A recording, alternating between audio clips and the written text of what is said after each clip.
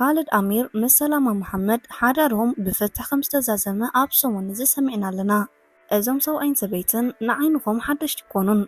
ብኢንስታግራም፣ ቲክቶክ ብካልኦትን ብዘቕርብዎ ብብዙሓት ሰባት ኣድናቆት ዝረኸቡን ካሊድ ኣሚር ብዝበሃል ናይ ዩቲዩብ ኣካውንት ካብ 3.3 ሚልዮን ንላዕሊ ተኸታሊ ዘፍረዩን ኣብ ቲክቶክ ከዓ 5.3 ሚልዮን ሳብስክራይብ ዘለዎምን ተፈታውነቶም ካብ ኤሚሬት ሓሊፉ ኣብ መላእ ዓለም ዝሰገረ ንብዙሓት ሰባት ሓደሽቲ ዘይኮኑ እዮም።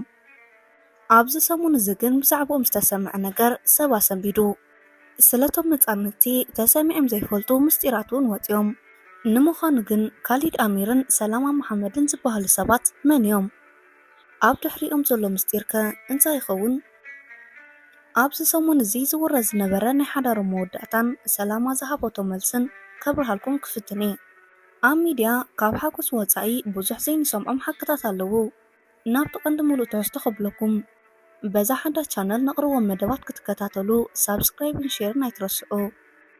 ኣብዱላሂን ከሊፋን ዝበሃሉ ክልተ ወዳት ኣብ ሓዳሮም ዘፍረዩ ሰላማን ካሊድን ኣብ ቪድዮታቶም ኣብ ሓደ ገጣሚ ንደቆም ናይ መነባብሮ ጉዳዮም ከም ዝሕልው ይገልጹ። ኣብ ኤሚሬት ዘሎ ናይ ጡብ መንሽሮ ንምቕናስ ንዝሰርሑ ትካላትን ግለሰብን ካብ ምህጋዝ ሓሊፎም ክሳብ ናይጀርያ መፅዮም እዮም። ኣብ ማሕበረሰብ መርኣያ ኮይኖም ኣብ ብዙሕ ጽቡቕ ነገራት ብምስታፍ ንሰባት ትሕቲሎም ዘገልግሉን ቪድዮታቶምን ስሞምን ኣብ ዝተፈላለዩ መደባት ክወፅእ ጸኒሕሎ። ኣብ ዓረብ ኤሚሬት ዘለዎም ተቐባልነትን ተፈታውነትን ዘረጋገጹሉ ኣጋጣሚ ብዓለምና ግዙፍ ዝኾነ ናይ ቦርጫ ኣልኸሊፋ ህንፃ ስክሪን ናይ ቲክቶክ ቪድዮን ብምርኣዩ ንዕኦም እውን ኣሰንባድን ዘሕዝን ክስተትን ኮይኑ ብምቕራቡ ሓደ መርኣያ ነበረ። ካሊድ ኣልኣሚሪ ኣብ መጀመርያ ስርሑ ፓብሊክ ኢንቨስተር ክኾን ከሎ ኣብ ዱባይ ኣብ ዝሰርሓሉ ዝነበረ ግዜ እዩ ምስ ሰላማ ኣብ ፍቕሪ ዝወደቐ። ናብ ኣቡዳቢ ተመሊሶም ንፍቕሮም ብሓዳር ድሕሪ ምእሳሮም ክልተ ቆልዑ ወሊዶም። ካሊድ ግን ንቤተሰቡ ጽቡቕ ጌሩ ከመሓድር ዘኽእሎ ስራሕ ንምርካብ ናብ ኣሜሪካ ብርሐ። ቀፂሉ ናይ ካሜራ ወይ እውን ናይ ሚድያ ትምህርቲ ተማሂሩ ናብ ስድርኡ ዓረብ ኤሚሬት ኣብ ዝተመለሱሉ ግዜ ብዝተመሃረሉ ናይ ሚድያ ሞያ ኣብ ሲኤንኤን ተቖፂሩ ክሰርሕ ዕድል ረኺቡ።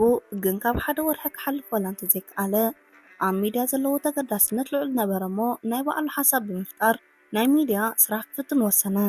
ኮይኑ ግን ዋላ ሓደ ሰብ ምስኡ ክሰርሕ ፈቃደኛ ኣይነበረን። በዚ ግዜ ሰበይቱ ሰላማ ንሓሳቡ ትድግፎን ተበራታትዖን ነበረት። በዚ ከዓ ፍቕሮም ብዝበለፀ ንክቀራረቡ ምክንያት ነበረ። ብጥቅምቲ 1 2011 ናይ መጀመርያ ካሜራ ገዚኡ ኣብ መድረክ ዩቲዩብ ክቀላቀል ጀመረ። ቀፂሉ ንስድርኡ ማለት ንሰበይቱን ክልተ ደቁን ኣብቲ ናይ ዩቲዩብ ገጻት ኣለለዮም። በዚ ከዓ ሰላማ ኮኸብ ክትከውን ዕድል ተኸፈተላ። ሓሳባት ኣምፂኣ ካብ ምስታፍ ሓሊፋ ንቪድዮም እውን ኤዲት ብምግባር ዝዓበየ ተሳትፎ ክትገብር ከኣለት። ኮይኑ ግን ብዙሕ ዝተዘረበሎም መጻምድቲ ከም ሕጂ ይግበሮ ዘቕንዕን ከምዚ ዓይነት ፍቕርስ ንኣይባት ዘብል ሂወት ኣሕሊፎም ሕጂ ግን ነዚ ኩሉ ንታሪክ ጥራሕ ክገድፍዎ እንታይ ኮነ ኣጋጢሞም ይኸውን ዝብል ሰብ ውሕድ ኣይኮነን። ኮይኑ ግን ሕጉሳት ካብ ዝመሰሉና ስድራ ብድሕሪ መጋረጅኦም ግን ተዘርዚሩ ዝውዳእ ኣይኮነን ትብል ሰላማ ስለቲ ዘጋጥሞም ብዝርዝር ክትረድእ ኣብ ዝፈተነትሉ እዋን ካሊድ ኣብ ቀረባ እዋን ንበይኑ ቪድዮታት ክሰርሕ ምጅማሩ ብዙሓት ኣድነቕቶም ሰላማ በይዓተወት እናበሉ ከካትዑ ምስ ጀመሩ እዩ ኣብ መወዳእትኡ ነቲ ዘሕዝን ዜና ዝሰምዑ። ኣብ ሓዳሮም እውን ካሊድ ከምዚ ክብል ካብ ዝፀሓፈ ወፃኢ ዝኾነ ነገር ተሰሚዕ ይፈልጥን ኩሉ ነገር ምስጢር ነበረ። ካሊድ ከዓ ከምዚ ክብል ይፅሒፉ እናተይን ናይ ሰላማን ሂወት ዘይናትና ካብ ዝኸውን ፀኒሕሎ። እናትና ሂወት ክሳብ ናይ ካልእ ዝመስል ንዓና ፅቡቅ ክሳብ ዝመስል ኣዝማድናን ቤተሰብናን ማሓዙድናን ኣሕዋትናን ኣሓትናን ክነግሩና ይፍቱን እዮም።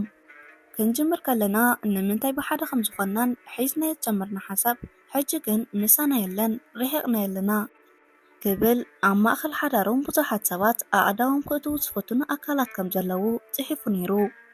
በዚ ከዓ ዓለም ዘዘራርብ ዘሎ ናይ ሰላማ ምስ ብሮድካስተር ዝገበረቶ ኢንተርቪው ስለ ነብሳን ስለ ሓዳራን ብግልፂ ዝተዛረበቶ ክኸውን ከሎ ኣብ ግዜ ንእስነታ ብዓቢኡ ዝኸፍአ ሂወት ከም ዝነበራ ገለጸት።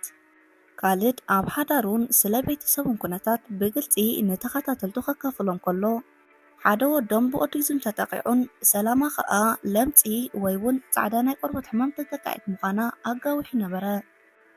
ሰላማ ኣብ ቀረባ መዘራረብ ዝነበረ ኣብ ሂክማት ወሃቢ ብሮድካስተር ኣብ ዝቐረበትሉ ግዜ ስለቲ ኣብ ቆርበታ ዝነበረ ሽግር ኣልዒላ ደቂ ሰባት ዘውፅእዎ ናይ መልክዕ መለክዒ ከም ዝሓለፍኩ ተገይሩ ንብዙሕ ግዜ ዝተሰሓቐንን ዝተላገፀለይን ሰባት ዝቀባበሉለይን ጓል ነይረ የበለት። ቆርበተይ ጻዕዳ ብዘይምዃኑ ፀጉረይ እውን ቀጥ ዝበለ ስለ ዘይነበረ ቁመተይ እውን ነዋሕ ስለ ዘይኮንኩ ብምባል ንነብሳ ባዕላ ንኽትቅበላ ትሽገር ከም ዝነበረት ገሊፃ። ካብ መጀመርያ ነቲ ነገር ተረዲኣ ገና ጓል 5 ዓመት ናይ ቆርበት ሕመም ስለ ዝሓዛ ካብ ንእስነታ ወላ ሓደ ኣእዳው ክጭብጥ ከም ዘይደሊ ዝነበረ ብምዝካር ከቢድ ቁልዕነት ከም ዘሕለፈት ገለጸት። ሰባት ማዕረ ከምዚ ይጸልኡኒ ኣብ ዝነበረ ግዜ እዩ ንነፍሰይ ባዕለይ ንምፍታውን ንምቕባልን ኣብ ፃዕሪ ዝነበርኩ። ኣነ ንነፍሰይ ተዘይፈትዋ ካልእ ሰብ ብኸመይ ክፈትዎ ንኽጽበይ ክትብል ትገልጽ። ስለዚ ንነፍሰይ ክፈቱ ጀመርኩ። ለምፂ እንታይ እናበልኩ ከጽንዕ ጀሚረ። ሰባት ሓደ ቁርበት ኣለዎም፣ ኣነ ግን ፍልይቲ እናበልኩ ክሓስብ ጀሚረ ብምባል ወዲ ሰብ ንኽልውጦ ዘይክእል ነገር ተጨኒቑ ህይወቱ ካብ ኣብ ሓደጋ ምእታው ነቲ ሽግር ተቐቢሉ ክነብር ኣለዎ ትብል። በዚ ከዓ ሰላማ ነቲ ዘለዋ ሽግር ኣሚና ብምቕባላ ናብ ትሰርሖም ቪድዮታት ከይተረፈ ብግልፂ ብምስርጫዋ ከም በዓል ኒብያ ዝኣመሰሉ ትካላት ከም ኣድቨርታይዝ ንኽትሰርሓሎም ብዝሕ ዝበለ ገንዘብ ከፈልዋ። ንሳ ዝፈተወቶ ነሶም ፈተውዎ፣ ካልእ ዝተቐበሉ ብካልእ ተቐባልነት ክረክብ ግድን እዩ። ናብቲ ብሮድካስተር ዝተዛረበቶ ንእቶ ንሰላማ ነዚ ኩሉ ነገር የሕሊፋ ብምንታይ ከም ትፀናናዕ ምስ ተሓተተት ብደቀየ ዝፀናናዕ ብምባል መለሰት። ብዘይ መካየቲ ህይወት ኣይከኣልኒ እዩ፣ ካብ ሕጂ መካየተይ ደቀዮም ክትብል ገለጸት። ዝተፈላለዩ ኣድነቕትን ፈተውትን ዞም ሰባት ከም ዝተፈላለዩ ገለጹ። ሰላማ ብወገና ኣብ ብሮድካስተር ከም ዝተዛረበቶ ንዝስማዓኒ ውሽጣዊ ሰላም ኣብ ዙርያ ዘሎ ሓይሊ ዋላ ሓደ ክትንክፈለይ ኣይፍቅድኒ ኢላላ። ነዚ ከኣያ 24 ሰዓት ንነብሰይ ካብ ሰብ ነፂለ ዝነብር ስለዚ ይኣኽለኒ በለት።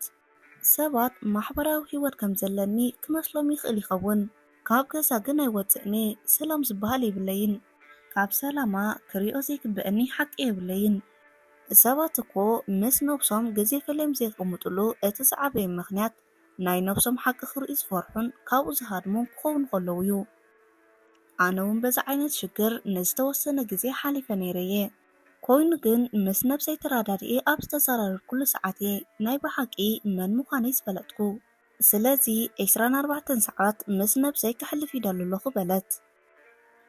ብጣዕሚ ብዝተሰበረ ልባ ዝመስል ግን ከዓ ብሓያል ናይ መንፈስ ጽንዓታ ብዝተረኣየ ሃንደበት በዚ ኣብ ብሮድካስተር ቀሪባ ብዝርዝር ብዝተዛረበቶ ኣረዲኣላ።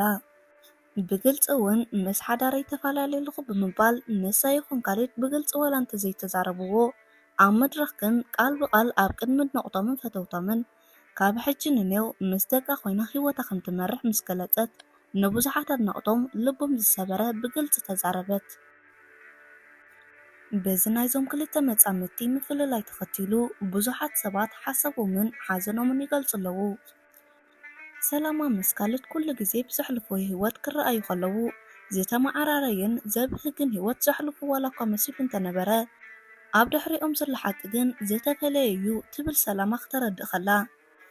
ሰላማ ብዝተሰበረ መንፈስ ንሓደ ሰዓትን ፈረቓን ኣብ ብሮድካስተር ኮፍ ኢላ ትዛረቦ ዝነበረት ዝተዓዘበ ዝኾነ ሰብ ማዕረ ክንደይ ብዝተሰበረ መንፈስ ህይወት ዝሓለፈት ምዃና ክርዳእ ኣየፀግሞን።